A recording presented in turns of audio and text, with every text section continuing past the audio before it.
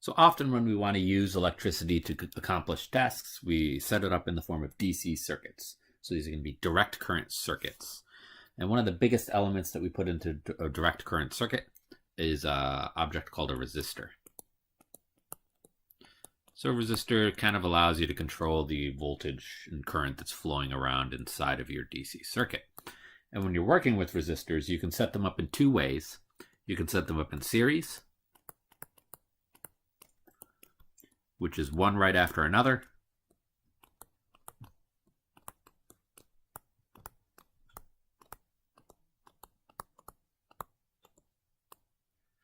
So you have a wire and then a resistor, which we draw as kind of this kind of shark tooth type of shape.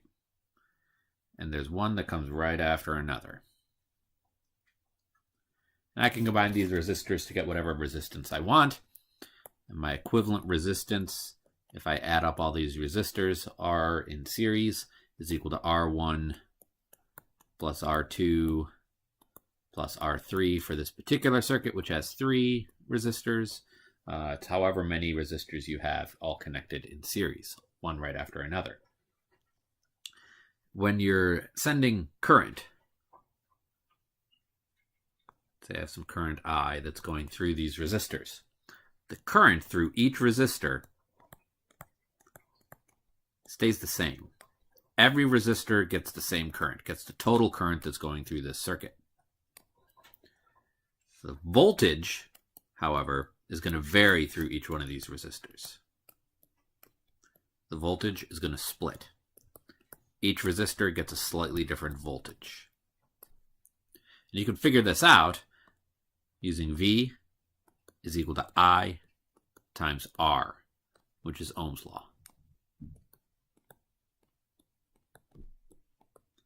So those are kind of the important rules for resistors in series. Then the other way we can attach resistors is going to be attaching them in parallel. So in parallel, you don't have resistors one right after another. You have a bunch of different paths that you get from your resistors.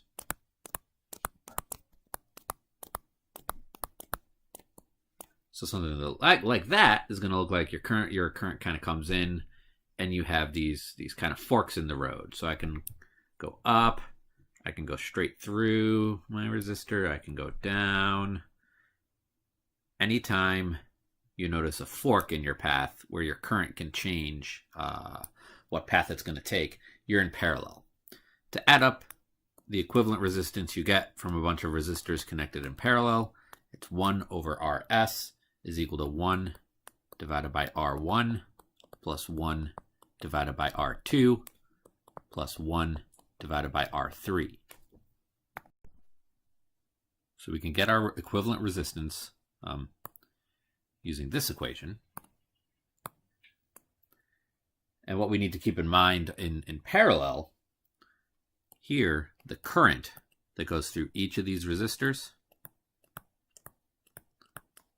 is going to split. But the voltage is not going to split. The voltage is going to remain the same. So some current will go up through the first resistor. We'll call that maybe I1. Some current is going to go straight through, and some current is going to go down through this third resistor. And we can again figure out how much current is going through each split part of the path, because current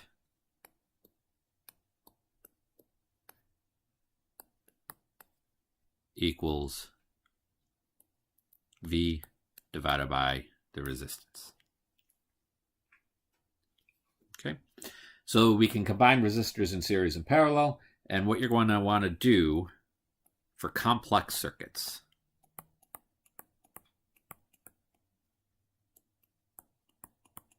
to figure out what's going on inside of a complex circuit, you're going to combine resistors in series with those in series and combine with those in parallel. So you combine resistors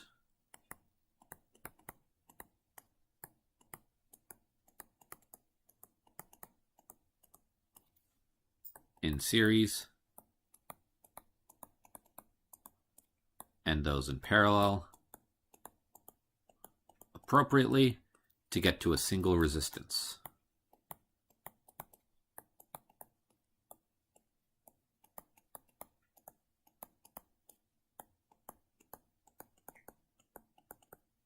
And then you're going to work your way backwards through all elements of the circuit. There are lots of examples that you can find online or in your textbook that show you how to do this.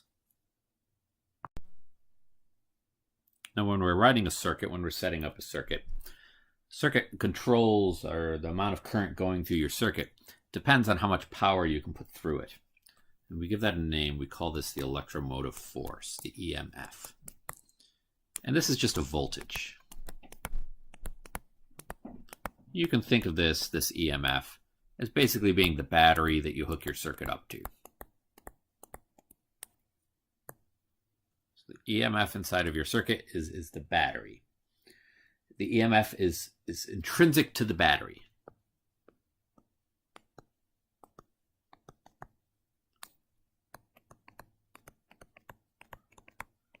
So whatever value you have written on the battery, that is the battery's EMF. If you have a 9-volt battery, your EMF is 9 volts. Okay? But all batteries have internal resistance. They're not perfect. They don't give you out exactly 9 volts. They have some resistance inside of them. And over time, that resistance gets bigger and bigger, and the battery becomes less and less efficient. So the actual voltage that you get out, V, is equal to the EMF of the battery, E, minus I times R, where V is the actual battery voltage,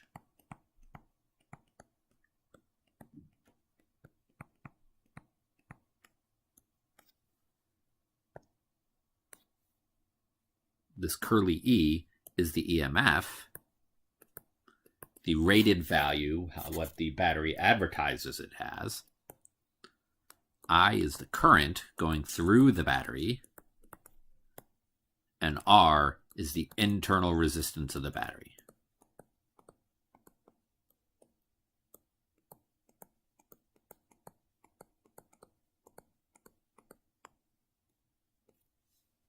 So these are all kind of more ways that we actually use EMF inside of DC circuits, how we make DC circuits work. So when we're actually working with circuits, the thing we're going to want to do to analyze a circuit, we're going to want to follow a systematic approach, and that approach is called Kirchhoff's laws, Kirchhoff's rules. And there are 2 of them. First of Kirchhoff's rules, Kirchhoff's laws, is the junction rule.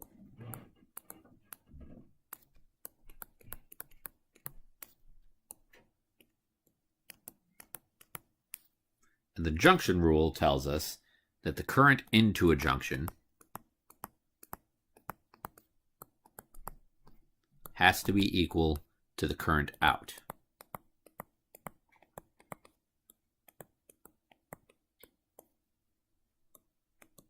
And we have the loop rule, rule number 2.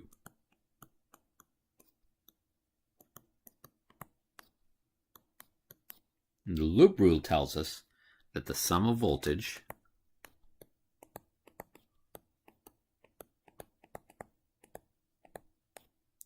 around a closed loop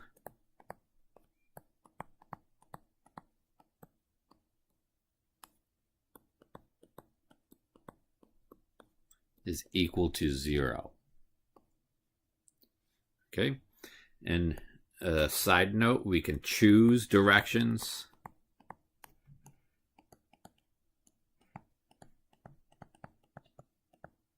for currents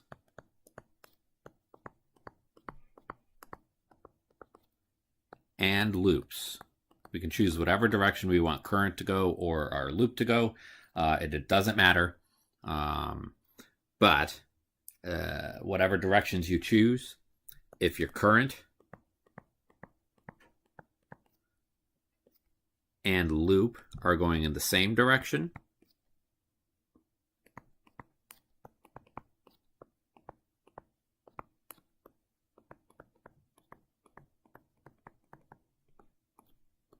voltage change in your loop is going to be negative. And if they're going in opposite directions, it's positive. All right, so let's see how this works. Let's do a conceptual example of using Kirchhoff's rules. So here I have drawn a circuit, and I want to analyze what's going on in this circuit. I have a battery, which I've labeled EMF1. That's a short line with next to the positive line. Short line is the negative terminal of the battery. Long line is the positive. I have a resistor R1. And then I come around and I reach this point where my current can split. Okay, my circuit can split off. So I have an R3. If I go down, if my current chooses to go down, and I have a battery E2 with the positive terminal, the long side, and then the negative, smaller, shorter side. Then my current can keep going through if I choose to go this way. And I have a second resistor R2, and then my current can keep flowing through. So I can analyze this circuit. I can figure out what's going on around this circuit if I use Kirchhoff's rules. The first rule is the junction rule, which tells me that the current in equals the current out. So let's rewrite that. Current in to a junction equals the current out. If I want to apply this rule, I need to know what the junction is. What is a junction? Now, a junction is any place where you have your ascending current through your circuit, and as the current goes through, it can split. So I like to start my currents usually at a battery. So I'm going to start my current on this battery right here. I'm going to start at the negative side of this battery, and my current's going to flow through the battery, and it's going to come up, and it's going to reach this point where it can change its direction. And it's changing its direction, but it can't split off. So it has to go through this part of the circuit. And then I reach this point, and I can see my current can choose to go down. I could have some current going down, or my current could go over and continue going to the right.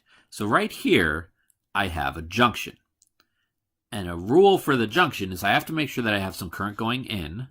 So I'm going to say that this loop that I'm drawing around here, this current in blue, I'm going to say that that's kind of going to the right. And then maybe some of it keeps going down and splits off. So that would be another current. And some of it splits off and keeps going to the right. So some went down, some went to the right. So my currents is split off. I'm going to label this first current. Let's just call it I1 because it started on battery number 1. It doesn't matter what you label it as long as your labels are consistent. I have this current is going to keep going over to the right. And it's going to go through battery E2. So maybe I'm just going to call that I2. And then the current that goes down, let's just call that I3. It's going through resistor 3, so that kind of helps me with bookkeeping. So my current's going to keep going, and it's going to go around. It's going to reach this corner, and then it's going to go down. Now, it's not splitting here, so this isn't a junction. And then I'm going to keep going over. And then I reach this other point, this other junction, where my current could have chosen to split. My current can keep going over to the right. And as it keeps going around, I see that it hooks right back up to current number 1. So that's just current 1 around this whole kind of left part of the circuit. Or my current could have split off. It could have been going through this kind of branch. But I already have current I3 going through that branch, so that's all set. Okay, so I have 3 currents going on in this circuit. I have I1, I2, and I3. And there were junctions. So there's the junction up here and a junction down here. And I have to make sure that I have current going into my junction and current going out of my junction. I can't have all my arrows pointing into this junction, which I don't. I have this current I1 that's going in to my circuit. You can see the arrow is pointing in towards this little junction. So I in is going to be equal to I1. And then I have some current that's leaving this junction, some current with arrows pointing away. That would be my I2 is kind of pointing out, and my I3 is going away from this junction. Anything going away. So I have I1 is equal to I2 plus I3. And something you'll notice with your junctions is oftentimes you'll do a second junction. So your second junction, I would say, I can apply the junction rule here as well.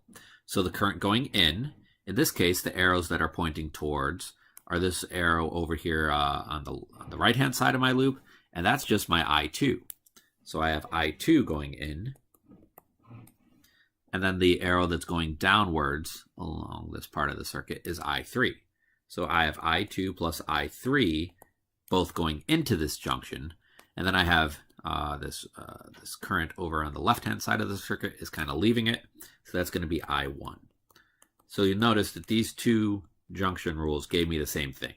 So a lot of times when you do your junctions just repeat themselves. So you'll either get used to seeing that when you're doing these problems, or you'll just write out two junctions and they'll both end up being the same thing. Now, the second rule, the loop rule. V inside of a loop is equal to 0. The total voltages inside of a loop has to be equal to 0. So I need to draw loops, and I can choose my loops however I want. I'm going to start this loop on the negative terminal of my battery. I'm going to jump to the positive terminal, and then I'm going to go around this circuit. And then I'm going to choose to go maybe down through this part of the circuit, down through that I3, and I'm going to go over along the circuit and then back up to the negative terminal of the battery. And I'm going to call that my first loop.